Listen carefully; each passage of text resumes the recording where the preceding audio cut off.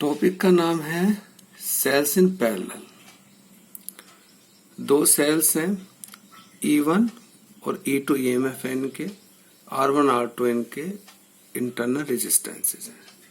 तो ये parallel combination में है, तो हमने कहा A और C के बीच में ये कनेक्टेड है। यहाँ पे दो पॉइंट्स ले लेते हैं B1 B2।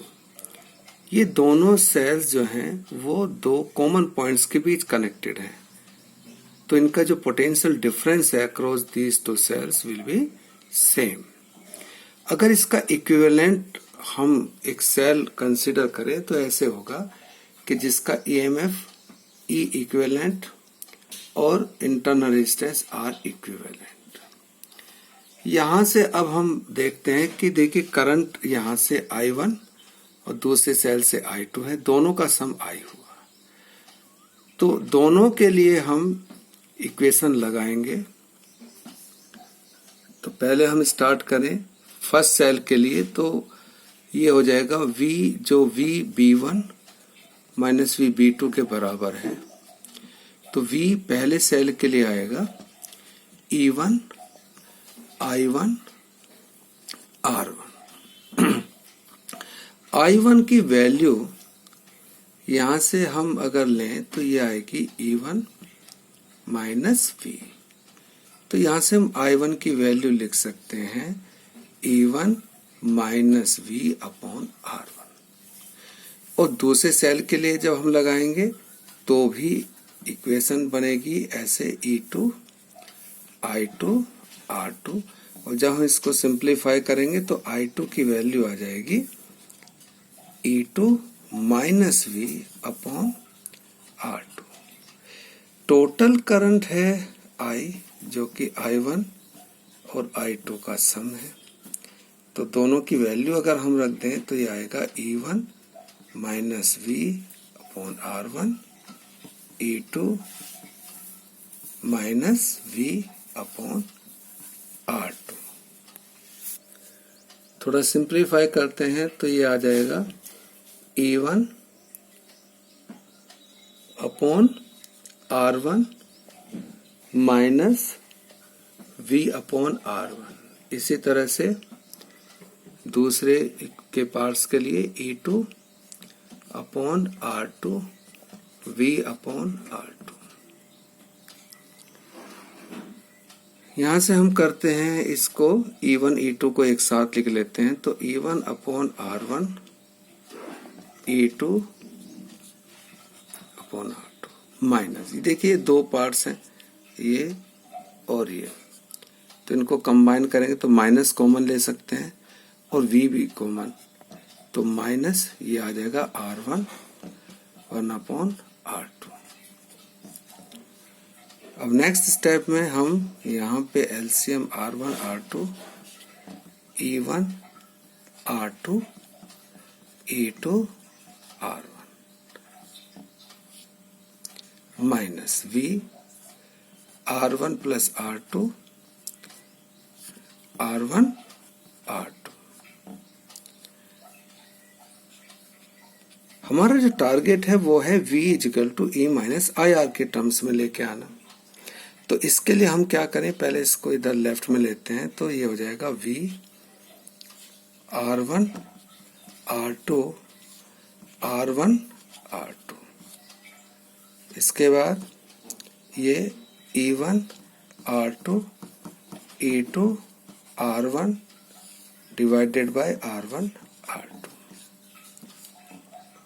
और ये I इधर चला जाएगा राइट साइड, तो माइनस का I। अब इसको हमें सिंगल रखना है, तो R1 plus R2 R1 R2 से डिवाइड करेंगे दोनों साइड को, तो आ जाएगा V is equal to E1 R2 E2 R1 upon R1 plus R2 minus, जब इसको डिवाइड करेंगे R1 plus R2 R1 R2, इसको I को डिवाइड करेंगे तो क्या वैल्यू आ जाएगी I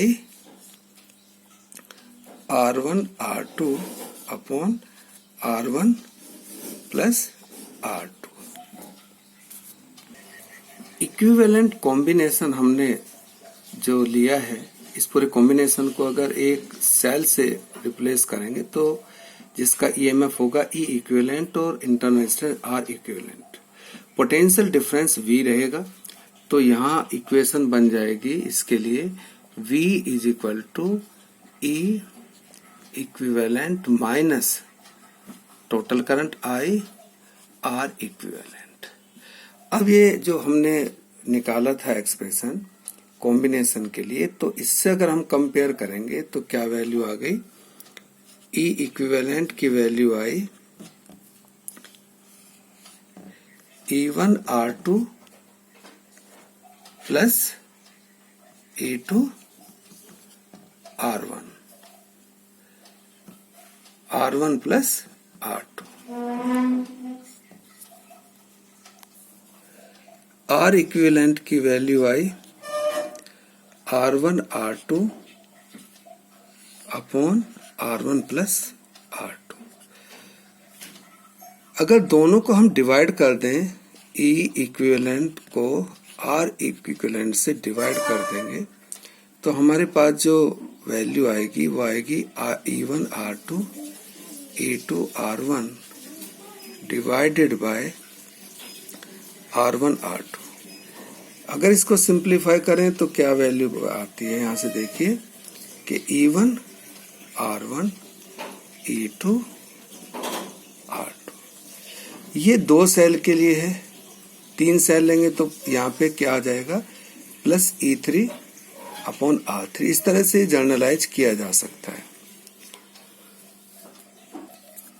तो n सेल के लिए हम अगर लिखना चाहें तो ये इस तरह से बन जाएगा, अगर n सेल लें 2 सेल की जगह, कि E1 upon R1 E2 upon R2 E3 upon R3 and so on. मान लीजिए n सेल है तो En अपॉन R।